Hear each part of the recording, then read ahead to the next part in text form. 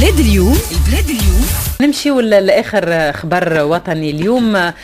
حج الغريبة، تحذيرات كبيرة، موسم الغريبة، عدد كبير بالأرقام، بلغة الأرقام. احنا زميلتنا انتصار المانع كان لها حوار خاص مع إلي طرابلسي الناشط السياسي، فاش باش يكون عدد الناس المتوقعين اللي باش يزوروا جربة السنة، معناها الموسم السياحي ككل في الجنوب اللي ممكن باش يحيي حج الغريبة. نسمعوا التسجيل هذا. الاستعدادات متواصلة بجزيرة جربة وتحديدا في حومة السوق لاستقبال الحجاج اليهود لمعبد الغريبة والاحتفالات الموسمية باش تنطلق نهار 25 و 26 ماي الجاري.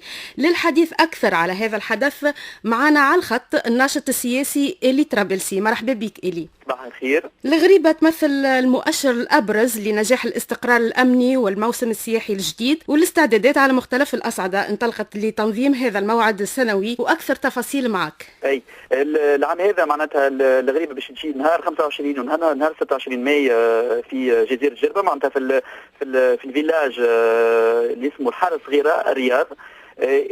كل عام دونك التحذيرات معناتها الأمنية خاصة تبدا جمعتين قبل زيارة الغريبة باش نعطيو ثقة أكثر للزائر سورتو اللي جاي من برا. العدد اللي عندنا اليوم، الاحصائيات اللي عندنا اليوم، عندنا 500 زائر جايين من أوروبا، وعندنا ممكن 250 300 واحد جايين من زائر جايين من مختلف انحاء العالم. نزيدوا على هذا نزيدوا زاد الناس اللي ساكنين في معناتها اليهود اللي ساكنين في جربة واللي ساكنين في جرزيس واللي ساكنين زاد في تونس. دونك العدد الجملي نجم نقول ما بين 2500 و 3000 حاج باش يزور الغريبة نهار 25 ونهار 26 ماي. من المفروض باش تكون فما حركية تنشيطية منتظرة في مختلف مناطق الجنوب التونسي، مش كان في جربة كهو كما في مدنين تطاوين وجابس. التشجيع لإحياء النشاط الاقتصادي والسياحي من مختلف الأطراف موجود وإلا لا؟ لا موجود.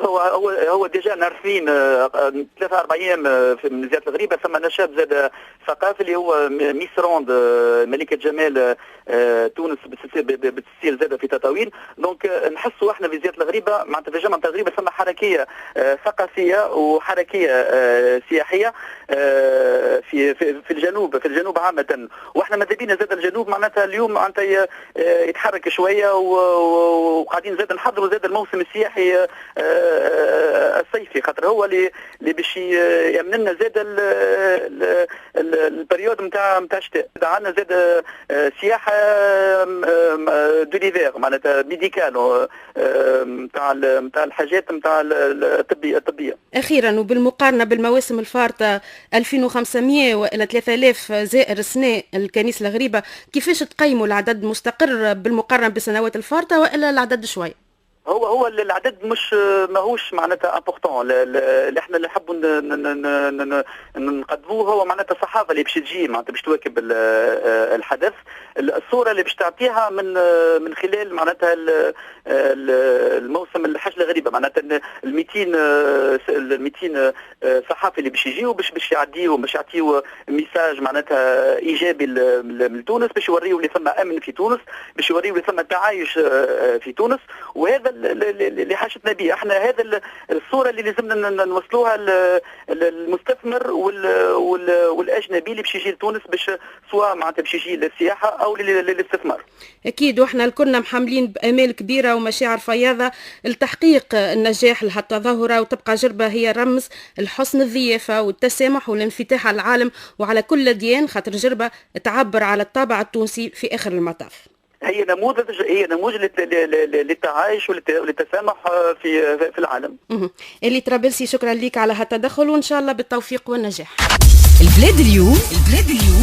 استعدادات كبيرة لموسم الحج في الغريبة، استعدادات أمنية خصوصا محمد صالح ومحمد بعود. ديما تبقى انه الحج الغريبة والاستعدادات الأمنية، وانه كي تمر معناتها يعني طقوس الحج هذا بسلام، فانه كانوا بارومتر معناتها المسألة الأمنية في تونس بخير، لأنه اختبار جدي للأمنيين واختبار جدي للمؤسسة الأمنية والعسكرية انها باش يتعدى معناتها في ظروف طيبة، لأنه نعرف حساسية الحج هذا وحساسية موقع يعني أصحاب الديانة اليهودية في تونس، ويعني بكل صراحه انه في كل عام ربما في الفتره الاخيره هذه كلنا نرينا تنظيم جيد وتنظيم كان يعني في المستوى. حتى في ارتباط بالمناسبة هذه أو بدونها استعدادات للصيف، يعني آخر الأخبار تقول أنه أكثر من 22 وحدة سياحية أعادت فتح أبوابها في جربة وفي جرجيس، وإن شاء الله يكون موسم سياحي خير ومثمر على تونس. البلاد اليوم